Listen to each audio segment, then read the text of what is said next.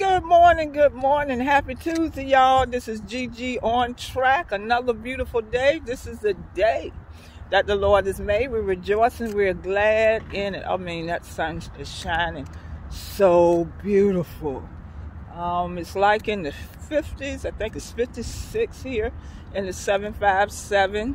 And it's going to go down the rest of the week, even today. But a beautiful day. This is March, y'all. This is March. And before I forget, let me give you just a early reminder. I didn't realize this, but you know what? This weekend, we go into daylight saving time. So you got to set your clocks forward. So I thought I'd give you an early reminder about that. I also want to do a shout out. Happy birthday to our daughter-in-law, Lynette Gilmore. Enjoy your day today. Happy birthday. Okay, I got to get into my gem nugget. Inspired by our daily bread today, the title of this one is Never Too Far. And let me just say this from the get-go. The gem nugget today, the Lord never left you.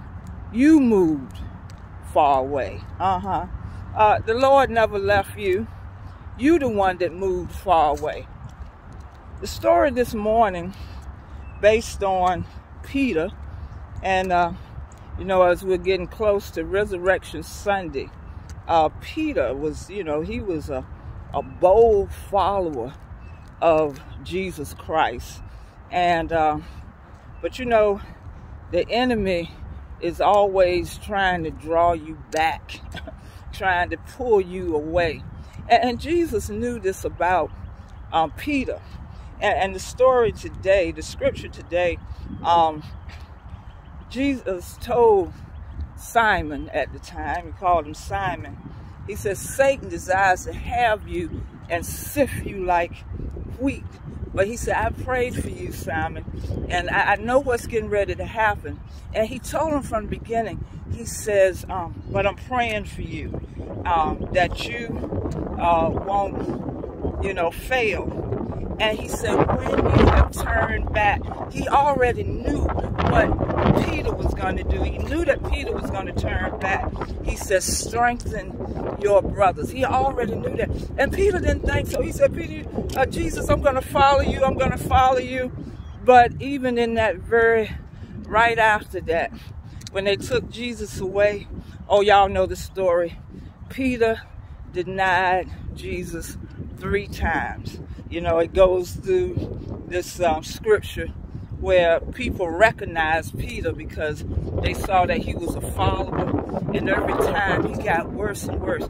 Every time somebody said, oh, are you with Jesus? And he said, no. Won't you with Jesus? No. He got so belligerent that he even cussed the lady out at the end. No, I don't know Jesus. And y'all know the story. The cock crowed 3 times, and then Peter realized. And then even after Jesus was crucified and everything, Peter was restored, but Peter, he still had some guilt about what he had did, and he decided that he would go and he said, I'm gonna go back to fishing. But when Jesus was resurrected and he came back, this is what Jesus said. Jesus said, call my disciples and Peter. Oh my goodness. And Peter was restored. And Peter became one of the most fiery, bold ministers and preachers, even on the day of Pentecost. And the thing is that Jesus was never far away. He had never left Peter, especially in spirit. He was always with Peter. And just like he is with us, like the prodigal son, the father of the prodigal son, he is never far away. But the thing is, we move away. Sometimes we feel that we have done so bad that we cannot return back to the Lord. But he's always waiting with open up. The fact is he never left. Psalm 139:4, David said, where can I go from your spirit? Where can I go from your presence. And one scripture says he's near us even in our mouths. Oh my God. So he's never far away. See, the enemy wants to make you think that you're too far gone. And that's what happens sometimes in churches sometimes. You know, we hear a lot about people have gone through church hurt. You know, they've been to certain churches and for whatever reason they left because they have been hurt. And you know what? There's no perfect church. There's no perfect church. But what you should be going for is the presence of the Lord, the Spirit of the Lord in that particular church. You know, I read the story that went along with the lesson in our daily bread. And what stood out to me, it said that this young man had trusted Jesus Christ in his youth, but after he drifted from the faith and he led a life apart from God. But then one day he made the decision to renew his relationship with Jesus and go back to church, only, check this out, only to be scolded by a woman who berated him for being absent for all of those years. And so after that, it kind of added to his sense of shame and guilt for the years he had drifted. And he asked himself, am I beyond hope? And then he recalled this story about Peter and how Jesus restored him. And this is just a footnote. Those of us that are in the church, and my husband just says it all the time, when they come in, especially if they're gone and maybe we haven't seen, leave them alone. If they come in looking a certain way, leave them alone. If they come in acting a certain way at first, leave them alone. Jesus never did that. They, you know, we want to get, we catch the fish, but Jesus does the cleaning. Jesus does the cleaning. Jesus does the restoring. All you have to do is love them and be the example in front of them. And, you know, gentle instruction. Come on now. Gentle instruction. And, but leave them alone. Let Jesus do the fishing, because we're never too far from him. Despite what we do, despite what we look like, we're never too far, how we dress or whatever. You know, all we say, you know, we always say, come as you are. And, you know, just as long as you don't come to church bald naked, you know. But, you know, the Lord will deal with all the rest of that later. But, you know, but he's never too far. You know, I looked, searched the scripture. There's never an example where Jesus put anybody down or scolded them because of what they looked like or what they wore. Because there's this parable where he even said, those that come in, instead of putting those that's dressed all fine at the front, don't make any partiality towards people, even when they come into your church, you know.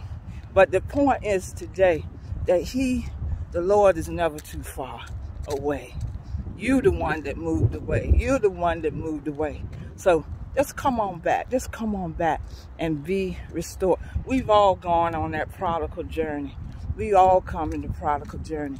And for when we come back, those of us that know better, let's just have our arms open with love, just like the prodigal son. Because it's not us, not the Lord that's moved away, but we have. And you know, that's just a trick of the enemy. Sometimes it's just spirits that don't want you to come back. But the best thing you can do, not to move away from the Lord, but get even closer in those times, because he's never far away. He's never far away. I hope that blessed you this morning. Tonight, join me for Church School Live. We are in quarter lessons where it's entitled Jesus Calls Us.